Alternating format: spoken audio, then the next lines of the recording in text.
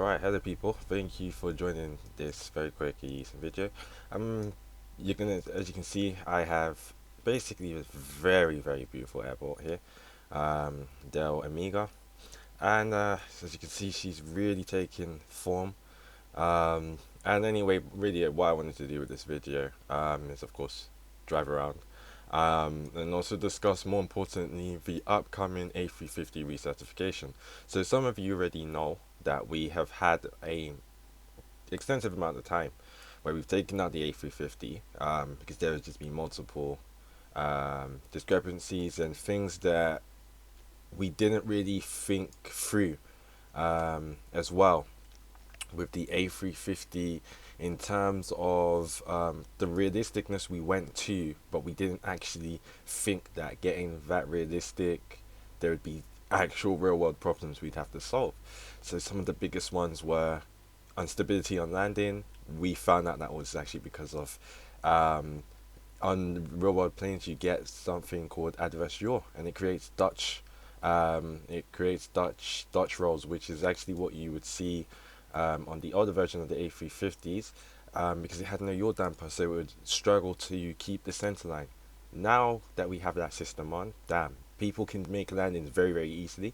I make it landings very easily now, and most of the times, sometimes you guys don't always see it, but most of the time I do have terrible approaches. And doing that on the old version, I'd never be able to line up properly.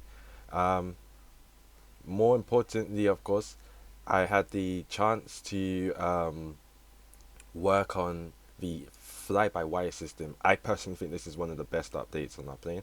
It makes our plane the most realistic, I believe, on Roblox. Someone can tell me otherwise, but with all the systems now, the A350 has to be the most realistic. And what the fly-by-wire system does is it basically makes keyboard mode one of the most, and even in my opinion, very probably X-Plane did think of it. It makes um, our system just so much better in terms of keyboard support, because X-Plane didn't put it in mainly because it was going to be very hard to fly any plane in X-Plane without the joystick or the mouse, which is actually correct, because even in flying the A350 now, the keyboard mode is very easy.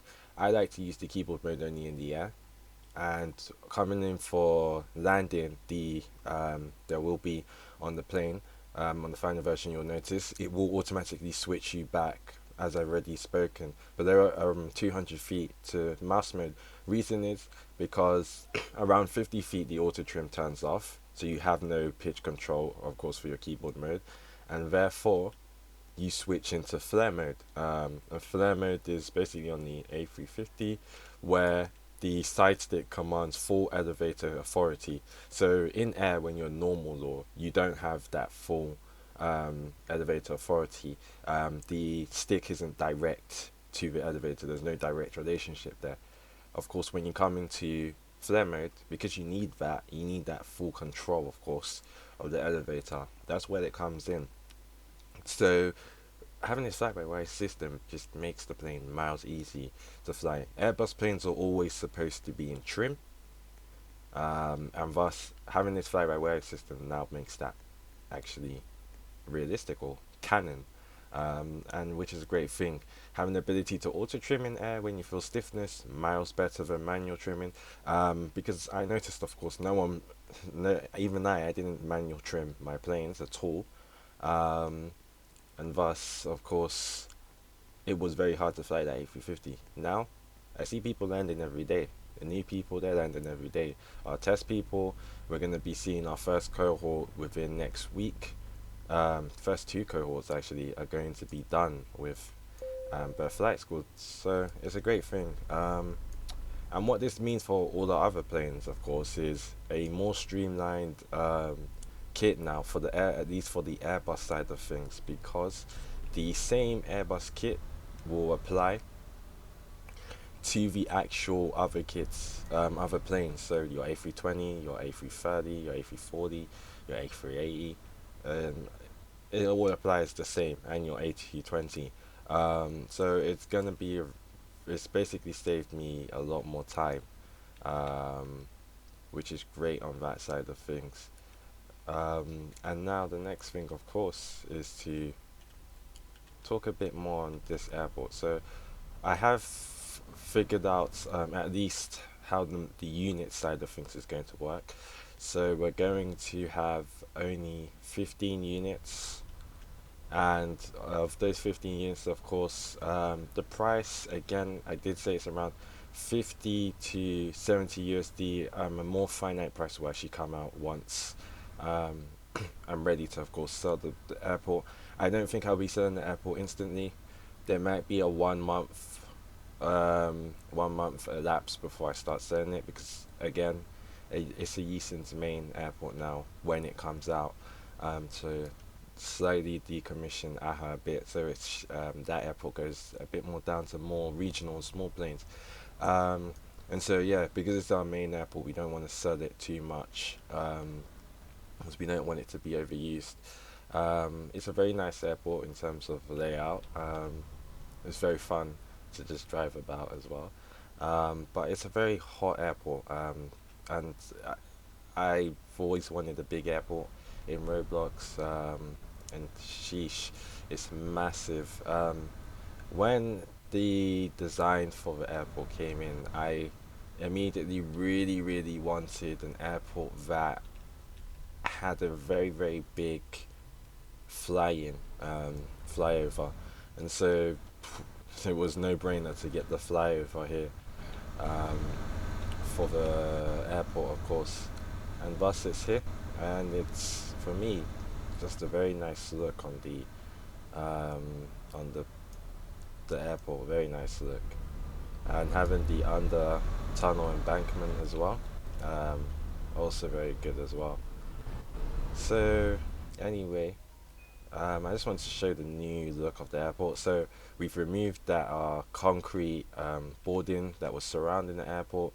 It makes it more open, more fresh, more stylish. It goes very well with the glass to neon look, which makes her big, bold, and shiny. Um, and again, it just makes a more less boring airport, because if you saw the concrete, of course, we had to keep most of her designs at least hidden a bit, until we started making major progress. Of course, you might probably looked at him and was like, "Ugh, the front's a bit meh," but of course we had to show you the gloss, which changes everything, because now, especially when you're close up to the airport, um, damn, it is very nice. Um, and as people know, I love to keep things optimized. And so, even though it's going to be a big airport, it's not going to be as tries hogging as the big airports that are on Roblox of similar size. As you already know, there's going to be there's two terminals, but there's technically three, because there's a center terminal. Um, but I don't like calling it a terminal because it's already joined with the entrance.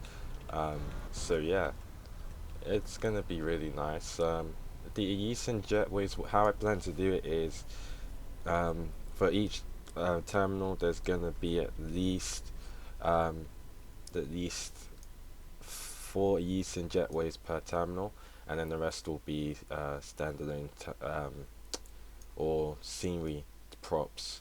Um, More importantly, what people know from the new update of the jetway is we have a system that not only anchors the jetway when it's not in use, but turns off its server script. So you can have multiple of the jetway without any lag consumption more than previous versions, because now it turns off the script, and which is more efficient, because if it's not in use, you don't need that script until it's in use. So we have in our latest version, which is available, I just don't see a lot of our Jetway clients. I think maybe some use it, some don't. But it's more important that the people that do have the Jetway, they use the latest version, not the previous ones, especially with how the exploits that we see in these airports a lot now are attacking unanchored things. So anything that's unanchored, they usually go for an attack. So it's mostly important for you to use the latest jetway, or have some type of anchor brick on your other jetways, that are not using, so that your stuff don't get launched. Vehicles should be anchored. If they're not used, delete them as well. Anything that shouldn't be unanchored should be anchored, and anything that is supposed to be unanchored but isn't in use, make it anchored somehow. Um, of course, with our planes, we have a different system for that, so our planes can stay without that type of anchoring, which is a good thing, because it would have been a bit of an issue to try and put anchoring unrealistically on our planes, which wouldn't work well with those planes at all. You wouldn't be able to anchor those planes. It just causes too much issues with the constraints that we wouldn't have wanted. Anyway, so the recertification of the A350 is upcoming. After that, if the arrows pass me with the criteria, release for all my beautiful A350 clients will be imminent, and then I'll be able to take a little break in terms of the A350 and coding as a whole, get the A321 imported once I finish modeling that, and then I'm going to basically sit and relax in some of A350 flights. Um, and then after that, we will start our next phase, which is the A380. Should be miles easier now because it's really just copy and paste the kit, reaching the physics, um, and other stuff like make sure that she's a bit more optimized efficiency wise. And then we look at the A321. This year we're still on track for at least releasing one wide body and two narrow bodies. So we are still on track for that at the moment. 3 planes this year, we definitely can do that. Um, and then after that, we target what's going to happen next year. Because we don't have a lot of planes actually next year. If we get our 3 planes done this year, we only have whatever Boeing didn't make it in this vote, the A340, the the A220 left, and I believe that's actually it. Yeah, it looks like it. I've probably forgotten the plane, but that is what it looks like. Because the A320 family will be done this year at some point, for sure. But the only planes remaining after this year would be just the A3, A220, the um, whatever Boeing doesn't make it in the vote upcoming, and the A340. And then I will relook at would I do another plane. It will most likely be regionals. So what regionals would that be? Or retros? Uh, or most likely it might end up going to concept planes. Um, because why not? Um, I personally probably might not do retros to be honest, just because the retros are gonna be very boring to do. And how I've built the system now is that I've gone for fly-by-wire aircraft. So it would be a bit of a semi-challenge to bring in. Um, it would be a semi-challenge for me to bring in retro planes that don't have that fly-by-wire system. I don't even think the L1011 has that fly-by-wire system. I might be wrong. I have to brush up on my aviation knowledge there. Um, anyway, yeah. So this is this airport is really nice. You see this massive open plan. Um, see this massive open plan. I just wanted to, show you that there's 60 FPS live here, which it should be. Um, so anyway, yeah, there's a massive open plan. This will lead you to the terminal. This whole section is here will lead you to the terminal 1, terminal center, terminal 2. It might end up by the finish that I will break my um, OCD and then call this terminal 1, 2, and 3. But who knows? For now, it's like terminal 1, terminal center, and terminal 2. That's pretty much it for today. I don't think I'll be working on this until recertification of the A350 is done. Um, but damn, yeah, um, this airport design by its nature is so easy. Um, people will be like, damn, you made progress, which is right. But really, if you found out how easy it was, you'd be surprised. I don't really want to say you know what, I might as well. So what happens here is the design. That's just a simple array modifier. You just um, you just use the array modifier and just basically like duplicating multiple stars. It's simply duplicating things here. Same goes here. The other design is duplicated here. Goes all the way down there, duplicated.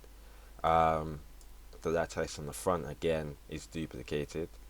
Um, the roofing is duplicated. All it is with the design. There was can't remember the airport. It's either cattle or something where they have the wave, and by design the wave looks amazing and looks complex. But really, what it is one wave. Think of a quadratic. One wave that is a U, the other wave that is upside down U, and you continue that loop, and then you get a very nice shape, but it's very simple to do. Um, the biggest highlight of this airport, of course, is mainly the colors, the material, and the neon. Because it can very easily, if an airport doesn't control colors, it can very easily look dull. Like the reason this airport's looking very nice is because the colors are controlled, and there's a very simplistic scheme to the colors. That's why I love but complex in simple but complex in design, because it looks complex but it's very simple. The colors, the design is very simple. Um, I think even the most complex part of the actual airport is the roads. Funny enough, not the actual airport itself, um, which is surprising. So yeah, and the other thing here, which is more weird. Funny enough, oh 1 second. Let me just close this game. Oops. Okay. So yeah, one simple thing with the design, as I said, is it's simple, it's nice, um, and it's a big airport. Of course, I've not thought about what's gonna happen in terms of am I gonna do a never-ending ocean for the airport as a terrain? Because I still have to think about once the airport's actually done, I gotta think about what is the terrain outside of this terrain here that we have. We're gonna have an ocean, and then they just go straight down. Um, or is it gonna be a massive? It's gonna be a massive, never-ending grass area. I didn't really bother too much with that, because already the roads and stuff is already long enough, so it might just be a never-ending grass. A never-ending. Sorry, like a never-ending grass ocean type thing. That we'll just put in afterwards, which will then just fill in the majority of that work there. Um, and that's pretty much it. Destination airport, I don't believe I will do a destination airport. Um, and the only reason I'm saying that is because the main highlight of this is just for this airport here. And I'm pretty sure that anyone that is getting the airport will have some type of destination themselves anyway, um, for that. Because this airport is only really being built for our testing purposes.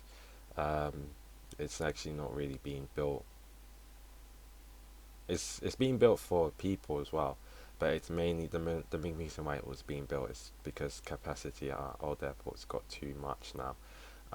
So we needed a new airport that's bigger, better, and this is why this airport's being built. And in our old airport, of course, we don't have a destination airport that is that big or that nice looking. It's actually just a airfield with a ATC tower that we call Paris for some reason. So um, anyway, that's pretty much it. Won't be looking at this beautiful airport for a while. A350 certification needs to get done. And then can't wait. But the one thing I can't wait is the first landing at this airport. Um, we're probably gonna have of some fire hydrants to welcome the new planes that come in and land there. I'm looking to hopefully maybe launch the A321 at this airport. Um, or if it doesn't, the A321, it will be one of the Boeing wide bodies, which will mark a new semi-generation of the ESIM, because it'd be our first airport and it'd be our first Boeing plane. So it might just actually end up working to be um, the Boeing plane that launches this new airport. So no rush. So thanks for watching the video, and we'll see you soon.